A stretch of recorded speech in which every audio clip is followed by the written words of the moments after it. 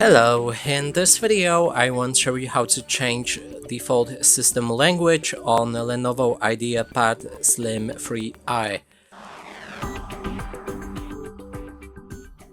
And to do this, first we'll need to click on the start, then move to the settings, inside select time and language, go for language and region.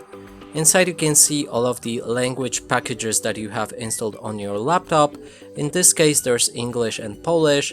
If you want to install additional packages, click on add language and then find your preferred language. Now when the package is installed, we can change our Windows display language right here by clicking on this arrow and pick the one that you've downloaded. Another way to do it if this doesn't work is to click on your administrative language settings at the bottom. Here select your system locale by entering the PIN and you can switch between different languages.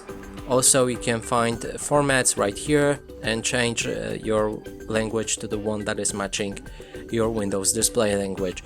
And that's it for this video. Hope you like it. Please consider subscribing to our channel, leave a like and a comment below.